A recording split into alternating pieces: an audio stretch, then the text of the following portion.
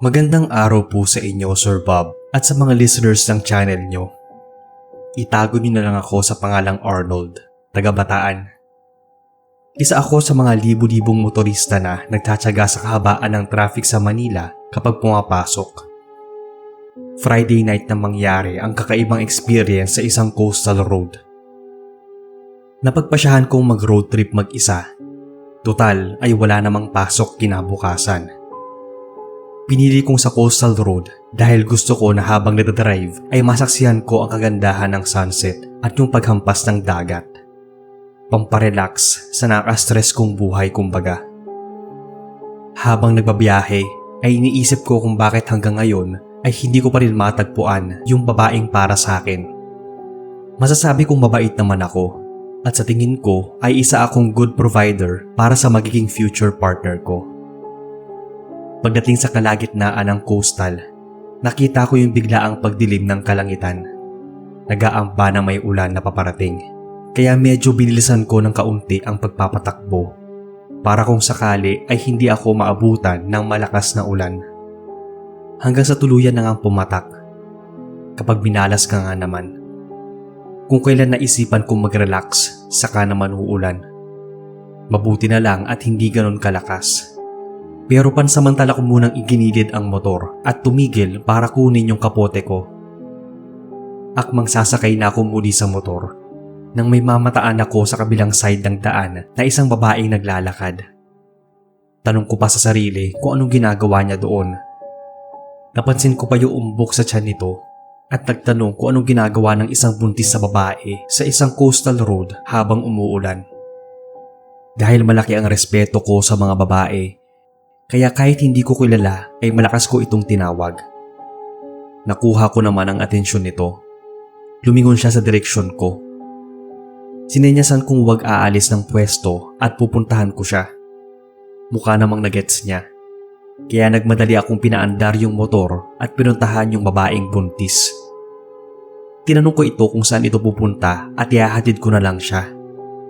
Umangkas siya sa motor ko bago nito sabihin yung lugar. Sa isang bayan daw sa Bataan na medyo may kalayuan pa sa coastal road. Kinakausap ko ito habang nasa biyahe kami. Maiksi lang yung mga sagot niya sa akin. Kulang na lang ay hindi ako nito kausapin. O baka masyado lang ako makulit. Kaya hindi na ako nagtanong pa. Nag-focus na lang ako sa pagmamaneho. Ramdam ko yung manabig nitong katawan na nanonood sa kapote ko.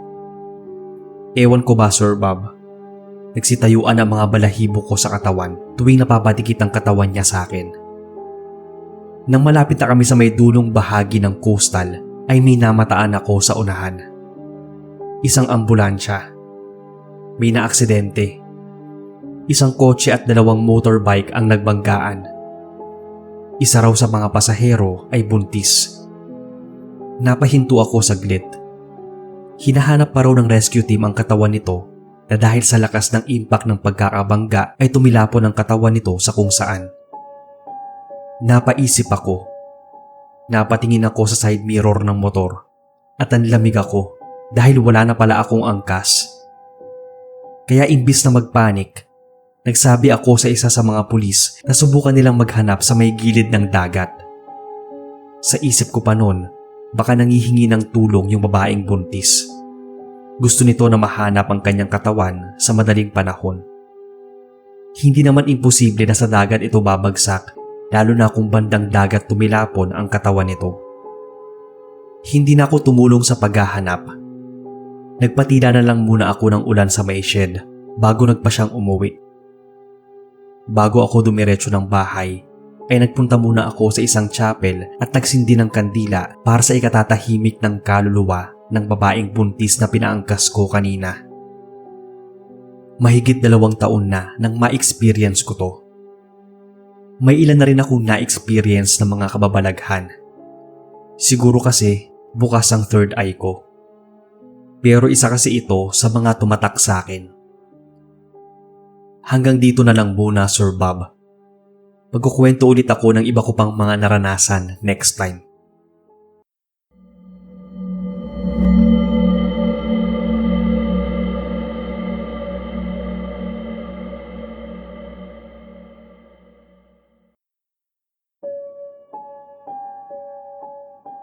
Magandang gabi sa iyo, Kuya Bob, at sa lahat ng mga nakikinig sa inyong channel. You can call me Jenny at yung boyfriend ko naman si Ivan. Pareho nakatira sa Cebu. Pero yung probinsya ko ay sa Camarines. Nangyari ang masamang experience namin ng boyfriend ko last year lang habang papunta kami sa probinsya ko. Since takot akong sumakay ng eroplano, kaya napagpasyahan naming mag-trucking.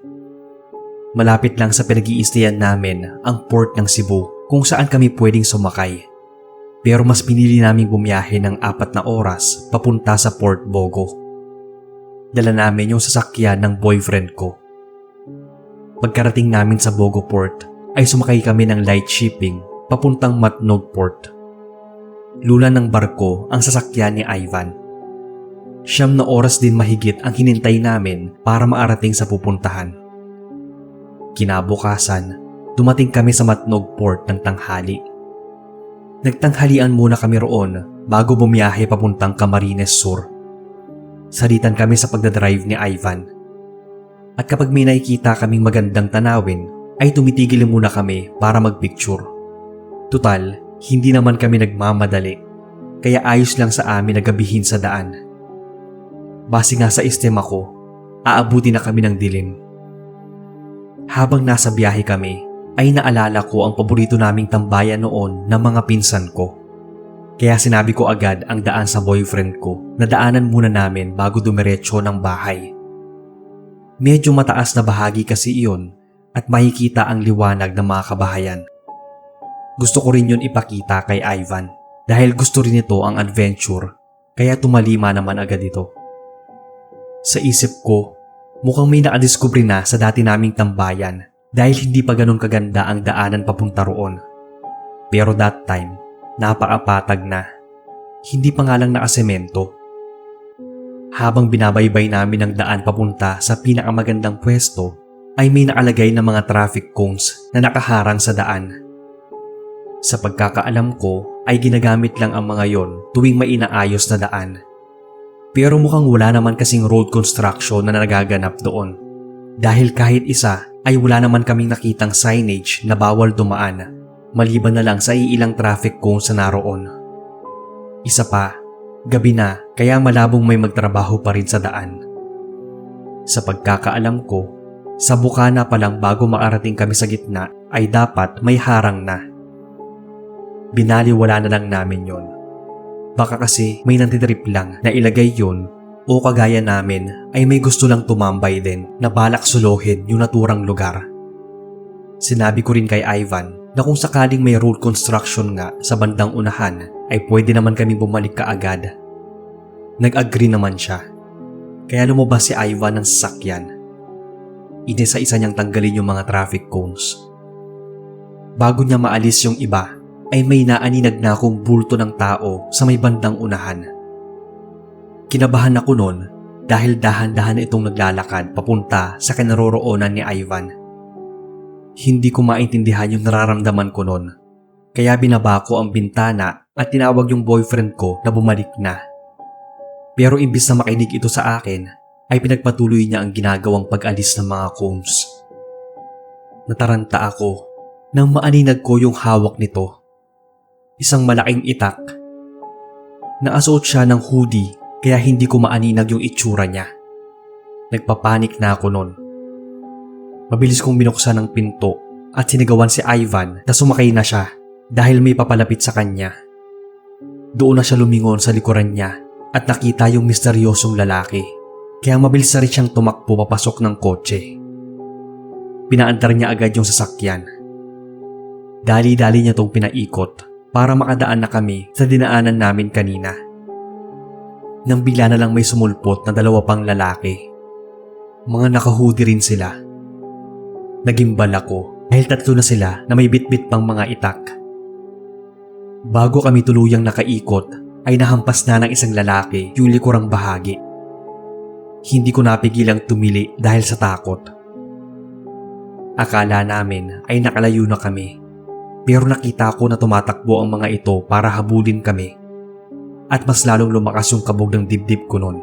Lalo na nang may tumama sa bintana sa may backseat. Todo iyak at sigaw na nga yung nagawa ko nun. Si Ivan naman, mura ng mura. Mas binilisan pa niya ang pagpapatakbo. Medyo alanganin na lilingon kong muli ang dinaanan namin kanina. Napagtanto ko na hindi na pala nakasunod yung 3 lalaki. Yung gusto ko lang naman sanang tumambay, pero nauwi pa sa ganon. Bago kami umuwi, ay dumaan muna kami sa isang malapit na police station at kaagad na nireport ang nangyari sa amin kanina. Ayon sa mga ito, ay wala pa raw silang nakakasalumuha na katulad na nangyari sa amin doon banda. Wala pa naman daw ibang nagre-report. Mukhang hindi rin sila kumbinsido kahit na pinakita na namin yung nangyari sa kotse ni Ivan. Dismayado pa kaming umalis ng police station na yon at umuwi na lang. Tumawag ako sa bahay at worried naman sila na sinalubong kami. Kinuwento ko yung nangyari sa amin. Pinayuhan na lang ako na mag-iingat sa biyahe at wag nang kung saan napapupunta lalo kapag gabi na. Nang mapaayos namin yung kotse, ay muli naming sinilip yung daanan kung saan kami inambush. May mga nakalagay na namang harang doon. Hanggang ngayon ay palaisipan pa rin sa akin yung nangyari. Wala kasi akong mahanap na ibang kwento sa social media ng mga napadaan doon at na-experience din yung na-experience namin. Mabuti na lang talaga at hindi ko pa oras. Ito lang po Kuya Bob ang kwento. Thank you po kung inyong mabasa at sana ay ma-narrate nyo rin dahil masasabi kong creepy talaga itong karanasan namin.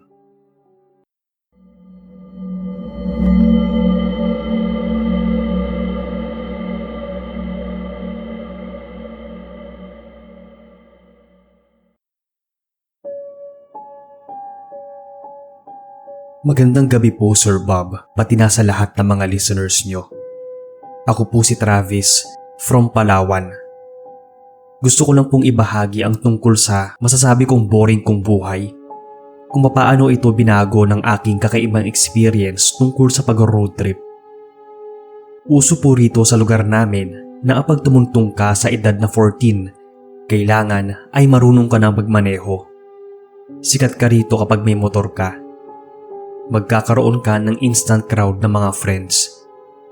Pero sa sitwasyon ko ay mukhang hindi na ako magiging sikat. Hindi na ako hahangaan ng iba. Kahit naman kayang bumili ng mga magulang ko ng motor. Mahigpit kasing pinagbabawal sa bahay yon.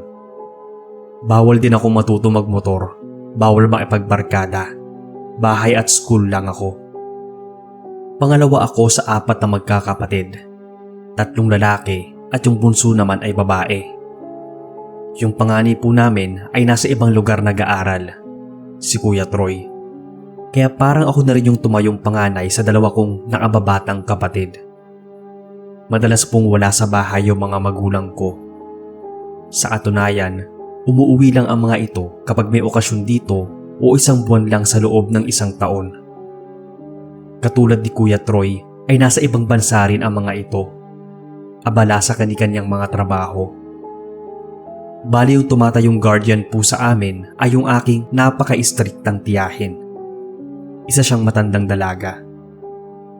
Labis yung nararamdaman kong inggit sa aking mga kakilala nun. 18 na po ako noong mga panahon na yon, pero hatid sundo pa rin ako. At hanggang nood lang ako sa mga kaklase ko na nakamotor na. May nagustuhan akong babae. Niligawan ko siya nun. Pero binased niya ako.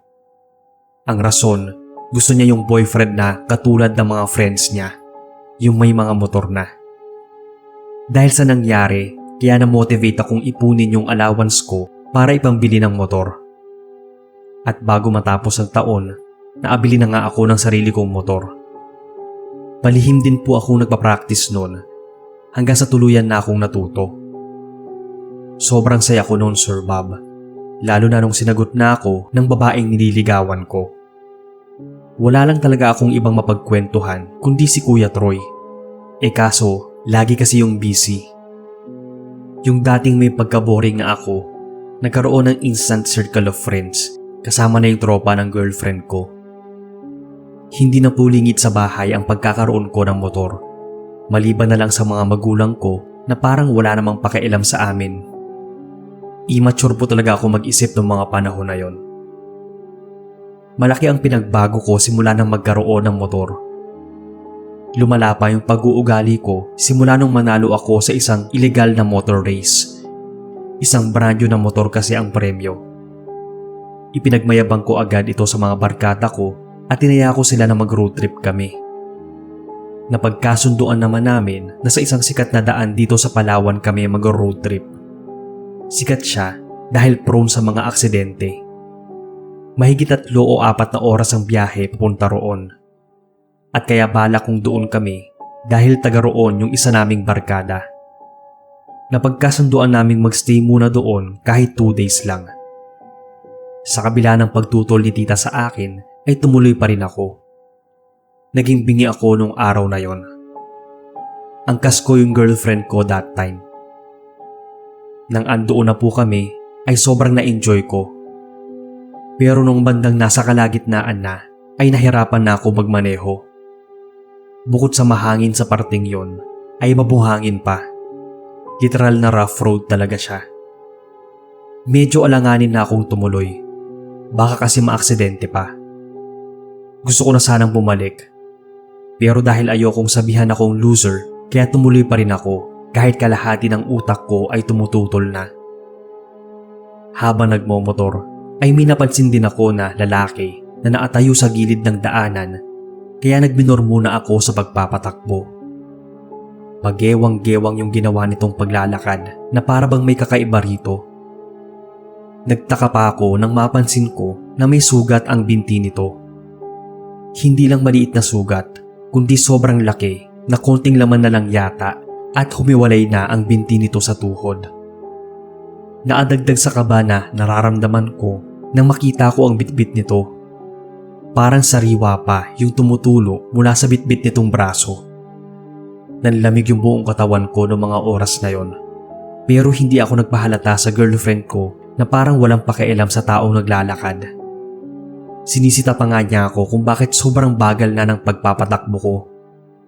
Muntikan na akong mapasubsob nang bigla na lang tumigil sa paglalakad yung lalaking kanina ko pa pinagmamasdan at humarap sa kalsada. Sobrang bilis ng mga pangyayari. Bigla na lang itong tumawid. Naglaho na lang ito na parang bula. Mabuti na lang talaga at binagalan ko ang ginawa kong pagpapatakbo. Naapagpreno naman agad ako. Inaway pa ako ng GF ko dahil bigla akong huminto. Napag-iiwanan na raw kami ng iba. Ipinaliwanag ko sa kanya yung nakita ko. Pero iginiit niya na wala naman siyang nakitang kahit sino. Na nagdadahilan lang ako. Kaya napilitan na ako magpatuloy kahit labag sa kalooban ko. Sa bandang unahan ay may nakita ako. Alam ko na may naaksidente. Nakaupo pa kasi sa gilid ng daan yung isang babae na may dugo sa tuhod at yung kasama nitong nakadapa na hindi gumagalaw. Sa isip ko, sana ay nawalan lang ito ng malay. Sa kabilang side naman ay yung isa kong tropa na inaalalayan makatayo ng girlfriend niya at yung isa ko ring tropa. Tumigil ako sa bandang unahan kung saan ko nakita yung iba pang mga riders na tumigil para tulungan ang naaksidente. Wala akong choice noon kundi tawagan si tita para sa rescue since isa po siyang nurse sa lugar namin. Hiyang-hiya ako kay tita nung time na yon. Pero binaliwala ko na lang para lang matulungan yung mga nangangailangan. Mabuti na lang talaga at minor injuries lang yung natamo nila. Ang dahilan ng aksidente, katulad ng nakita ko bago namin sila madatnan. May bigla raw na dumaan at dahil sobrang bilis ng pagpapatakbo ay nawala ng preno at hindi napansin na may naasalubong na pala sila dahil sa kapal ng alikabok. Nang dahil sa nangyari, napauwi nang wala sa oras yung mga magulang ko. Pinagalitan ako.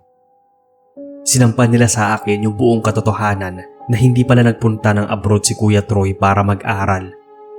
Aksidente sa motor ang dahilan. Kalahati daw ng katawan ni Kuya ay baldado na. Lalo akong nabigla sa nalaman.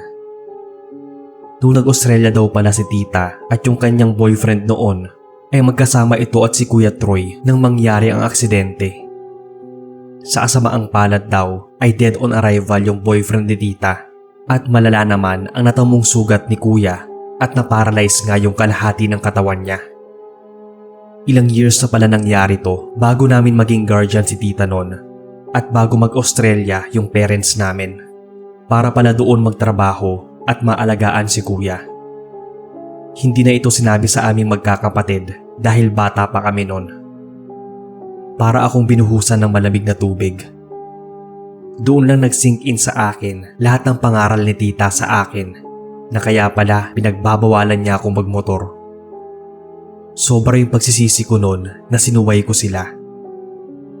Matapos yon, pansamantala muna akong tumigil sa pag-aaral. Pumunta akong Australia at nagpresentang alagaan si kuya.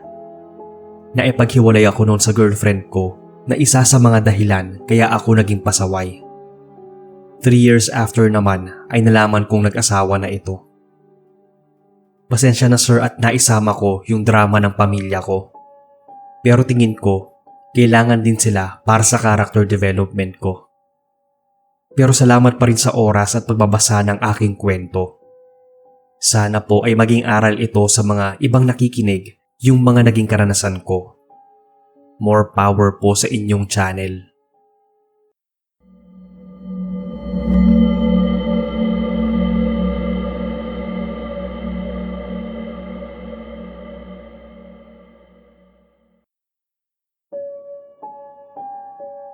Good evening, Sir Bob. Tawagin niyo na lang akong Trexie, taga Las Piñas. Favorite bonding po naming magkakaibigan ang pag-road trip nung pare-pareho pa kaming single. Naging busy na lang kasi sa kanya-kanyang buhay nang maapag-asawa na. I was diagnosed with cervical cancer last year. Hindi naman ako mamamatay pa, pero matinding depression yung pinagdaanan ko simula nang sunod-sunod akong makunan. 6 years na kami nagsasama ng asawa ko noon. Unfortunately, hindi pa kami mabiyayaan ng anak. 6 years ago na rin yung huling bonding namin ng mga best friends ko na kumpleto kami. 3 kaming magkakaibigan since high school. Hindi ko na rin namalayan na nawalan na kami ng time sa isa't isa dahil sa kanya-kanyang buhay. Bigla ko lang silang naalala. Namiss ko yung mga panahon na may isa sa amin ang umiiyak dahil heartbroken at sa pag-road trip namin sinisigaw ang hinanakit namin. Mahilig talaga kaming gumala noon. Masasabi ko rin naman na worth it yung paraan ng pag-release namin ng mga problema. Kaya naman nagplano at nag-set ako ng date namin ng road trip. Buti naman at hindi ako nahirapan. Si Marnie yung una kong nasabihan na nasa Laguna kasama yung asawa at mga anak niya. Sa kanilang dalawa ni Carla, mas close kami ni Marnie. Kaya siya talaga yung una kong dinalaw at inaya ng road trip sa Batangas. Tapos mag-staycation ng isang gabi. Wala naman akong narinig na pagtanggi mula sa kanya. Naabaligtaran ang ginagawa niya nung mga dalaga pa lang kami. Padagi kasi siyang busy dati at bihira lang makabanding ng matagal. Since ako naman ang nag-aya, kaya ako na rin yung nagsundo sa kanya. Medyo nabigla pa nga ako nang makita ang malaking pagbabago sa katawan niya after 6 years. Matagal ko na rin kasi siyang hindi nakikita sa SOCMED. Mas mukha siyang may sakit kesa sa akin. Yung dating maganda ang katawan, medyo buto-buto na. Nanalalim din yung mga mata niya na parang puyat. Halatang malaki ang pinoproblema niya. Idagdag pa yung hindi normal niyang pagkaputi o pagkaputla. Kung hindi ko siya kilala, pagkakamalan ko siyang white lady. Nag-drive na ako noon after lunch. Tapos nagsalitan kami mag-drive after namin magpagas sa nadaanan naming gas station. We talked about everything. Kinuwento ko sa kanya yung tungkol sa sakit ko, na na-depress ako dahil sa miscarriages ko at iyak malala talaga ako. Nung turn na niya para mag-open up, nakita ko yung kakaibang expression sa mukha niya. Problema naman niya yung pambababae ng asawa niya at pagkakaroon nito ng anak sa iba. Tiniis daw niya yon for 6 years. Mabuti na lang daw talaga at tumawag ako at nag-aya ng road trip. Yung cheating issue daw ang rason kung bakit malaki ang naging pagbabago sa katawan niya. After ng confession namin sa isa't isa, tumigil muna kami sa isang tabi at sumigaw ng sobrang lakas ng hinanakit namin. Gumaan naman yung pakiramdam ko. Wala din naman mga tao at kabahayan sa paligid. Sa isang bangin kasi yon. Matapos yon, nagtawanan kami at inalala yung mga ginawa at road trips namin nung kabataan. Inaya ko siya na mag-staycation kami sa Batangas, pero tumanggi siya. Dahilan niya, hinihintay daw siya ng biyanan niya sa bahay. Hindi na lang ako nagpumilit pa. Ang dami pa naming pinag-usapan habang nag-road trip pa uwi at nagwika ako noon na gawin ulit namin yon. Ngiti lang yung naitugon niya sa akin. Bago siya nagpaalam ay nagyakapan muna kami at nagpasalamat. Nag-insist ako na ihatid siya sa kanila. Pero ang sabi niya ay huwag na dahil nasa bahay na raw yung magaling niyang asawa. Kaya hindi na lang ako nagpumilit pa. Marami pa namang pagkakataon para ma-meet ko yung hobby niya. Umuwi na ako noon. Kinuwento ko rin sa asawa ko yung ginawa namin ni Marnie. Natuwa naman siya dahil nakipag-usap ako sa mga friends ko.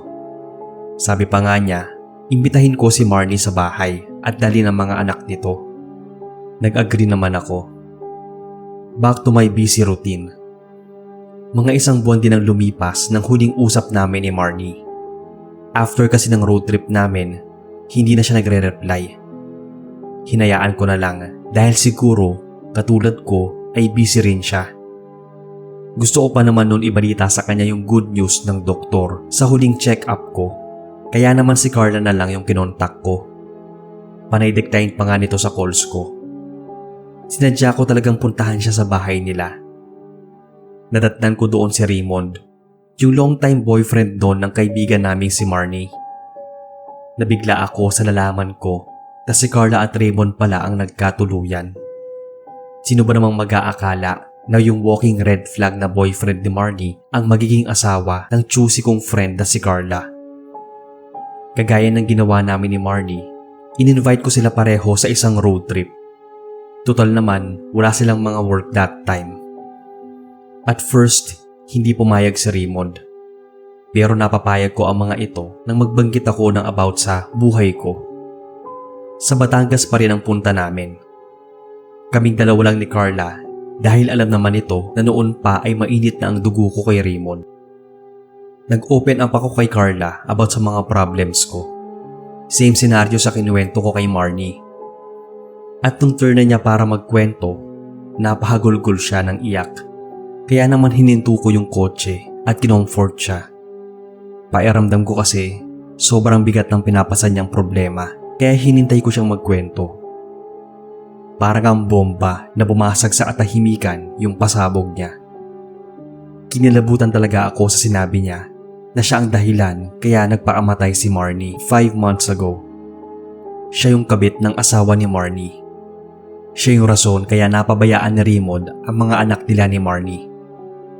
Dahil din sa guilt ni Carla, kaya nakunan siya. Hindi ko alam noon, Sir Bob, kung ilang minuto akong naatanga sa harapan ni Carla. Hindi ko kasi alam kung saan huhugot ng lakas para sabihin sa kanya na nakasama ko pa si Marnie last month na naglabas ng hinanakit nito tungkol sa pambababae ng kanyang asawa na si Raymond. Na hindi ko magets kung anong ibig niyang sabihin na patay na pala si Marnie noong mga panahon na yon. Pero natahimik na lang ako. Nang mahimasmasan, tinawagan ko yung asawa ko para magpasundo kasi nanlalambot yung buong katawan ko. Hindi rin naman marunong mag-drive si Carla. Nirason ko na lang na sinumpong ako ng sakit kaya hindi ko na itutuloy yung biyahe namin.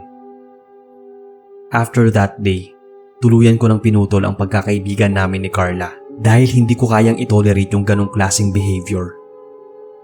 Kinumpirma ko din kung talaga bang patay na si Marnie na nakasama ko lang last month. Imposible ka kung multo yung nakasama ko. True enough, pinuntahan ko yung puntod ni Marnie. Ilang buwan na rin pala siyang namatay bago pa kami magkita. Hindi ko alam kung dala lang ba ng imagination yon o nababaliw na ba ako. At some point, siya pa nga yung nagmaneho ng kotse ko nun. Nag-sorry ako dahil late na ako nakapag-reach out sa kanya. Kung sigurong mas inagahan ko, baka may chance pa sanang masave yung buhay niya. Nagpasalamat din ako sa kanya na kahit nasa kabilang buhay na siya, kahit papaano nagawa pa rin niyang paunlakan yung road trip namin. Balikan ang mga masasayang alaala. Na kahit patay na siya, naging genuine pa rin yung pagkakaibigan namin. Alam kong napakahirap paniwalaan ng mga nangyari sa akin. Kahit nga ako ay hirap din. Biruin mong ang isang simpleng road trip at pagkikita ay nauwi sa mga madadramang revelasyon. It took me months bago muling makarecover sa nangyari. Pasensya na sir kung napahaba ang kwento, pero hanggang dito na lang po. Isa ako sa mga avid listeners ninyo, kaya patuloy lang sa pag-upload ng mga stories. Alam ko hindi ito yung nakakatakot na gusto nyo, pero sana ay ma-feature nyo pa rin sa channel.